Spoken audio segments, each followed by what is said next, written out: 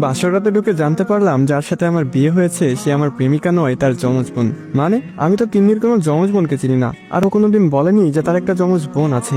আর তিন্নি কোথায়? তিন্নির বোন বললো কেন বলেনি সেটা জানি না, আর সে বিয়ের আগে আরেকজনকে নিয়ে পালিয়ে গেছে। আমি বললাম মানে কার সাথে পালাবে? ও তো আমাকে ভালোবাসতো। সেগুলো আমি জানি না, তবে বিয়েটা আপুর সাথে হয়নি আপনার। আমি বললাম দাঁড়াও, তিন্নির নাম্বারে কল দিচ্ছি, দেখি সে কার সাথে পালিয়েছে। মেয়েটি বলল এসব করে কোনো লাভ নেই, তার ফোন অফ পাবেন আপনি। আমার ফোনের ছবিগুলো দেখুন, বুঝতে পারবেন আমরা যমজ বোন।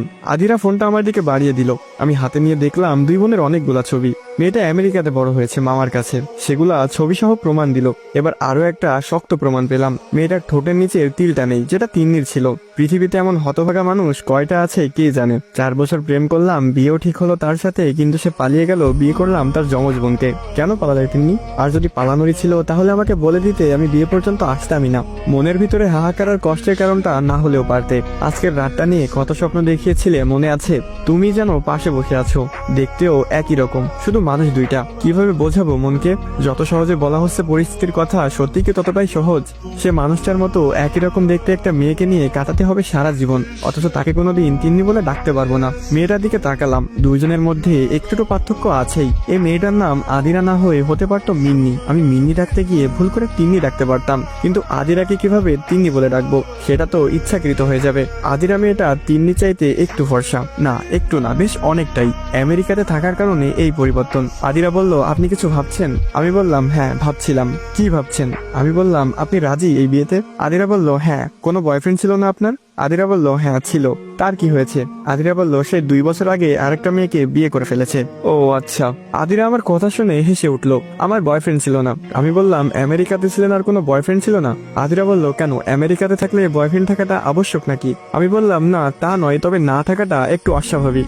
আদিরা বলল আমি ওসবের টাইম পাইনি, পড়ালেখা নিয়েই ব্যস্ত ছিলাম। আমি বললাম লাভ কি হলো, সেই তো বিয়ে করে এখন ঘর বাড়ি সামলাতে হবে। আদিরা বলল একটা কথা আগেই বলে দিই। হ্যাঁ বলুন।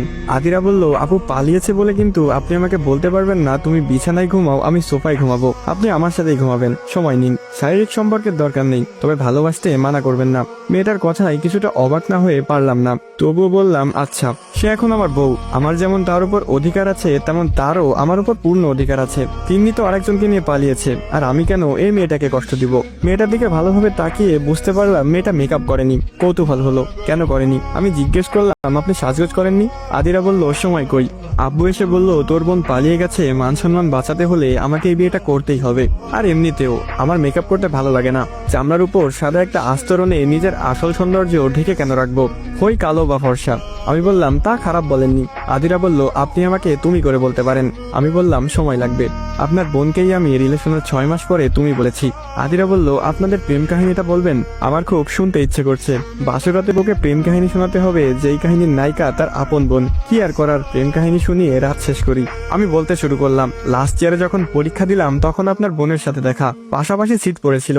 ফার্স্ট ইয়ার লাস্ট 2 সেমিস্টারের পরীক্ষা একসাথে। সেই পরীক্ষায় আমি খারাপ করি, কারণ তিন্নি। সেই যে তাকিয়েছিলাম তার দিকে, আমি পাশ মার্ক তুলে আর কিছুই লিখতে পারিনি। পুরো 3 ঘন্টা তার দিকে তাকিয়েছিলাম। তারপর খোঁজ খবর নিলাম, স্বাভাবিকভাবে প্রপোজ করলাম, সে রাজি হলো না। এরপর সেমিস্টারের সেই দিন পর্যন্ত তার পিছে ঘুরেছি। একদিন সে রিক্সা নিয়ে যাচ্ছিল, আমি রাস্তায় অ্যাক্সিডেন্ট করি। কারণটা আপনার বোন। সে নীল শাড়ি পরেছিল, কপালে টিপ, হাতে কাচের চুড়ি, ঠোঁটে হালকা লিপস্টিক, শুধু বাকি ছিল খোপায় বেলি ফুলের মালা। আমি বেলি ফুলের মালা আনতে গিয়ে বাইক অ্যাক্সিডেন্ট করি, হাত পা কেটে গিয়েছিল।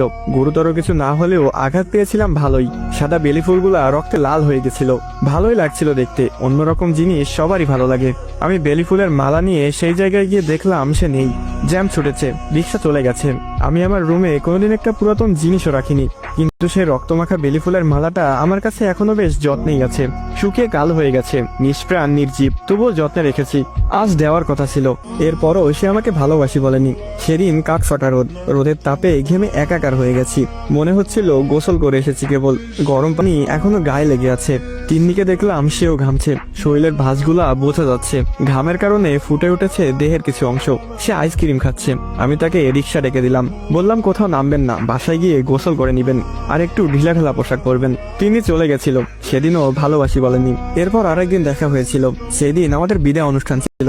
সে আসলো, এসে বলল, ভাইয়া অভিনন্দন, আপনাকে খুব মিস করব, চলে যাবেন আমাদের ছেড়ে। আমি বোকার মতো বলেছিলাম তুমি বললেই থেকে যাব। সেগুলো নিয়ে এসে কি হাসাহাসি। এরপর 2 মাস দেখা হয়নি, আমি ধরেই নিয়েছিলাম আমাদের প্রেম অপূর্ণই থেকে যাবে। হঠাৎ করেই তিন্নির সাথে সেদিন দেখা হয়ে যায়। রাস্তায় বাচ্চাদের সাথে ক্রিকেট খেলছিলাম আমি। হঠাৎ সে ডাকে, এই বাচ্চা শুনেন। আমি তাকিয়ে দেখি তিন্নি। সে আমার হাতে একটা চিঠি গুজে দিয়ে বলেছিল ভালোবাসি। সেই দিনই প্রথমবার ভালোবাসি বলে সে। এরপর শুরু হয় প্রেম। প্রেমের সময় কি কি হয় সেগুলো না হয় নাই বললাম, এগুলো আপনার অজানা নয়, তবে অনৈতিক কোনো দাবি কখনোই আমার ছিল না। কথাগুলো বলতে বলতে চোখ ভিজে গেছে, বুঝতে পারছি হয়তো।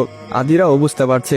আদিরা বলল, খুব ভালোবাসতেন আপুকে তাই না? খেয়াল করলাম তার চোখেও পানি। আমি কি মানুষকে এত সহজেই কাটাতে পারি নাকি? সে আবার বলল, বেলি ফুলের মালাটা আমাকে দিবেন? আমি বললাম কেন? তারপর সে যা বলল তার জন্য মোটেও প্রস্তুত ছিলাম না আমি।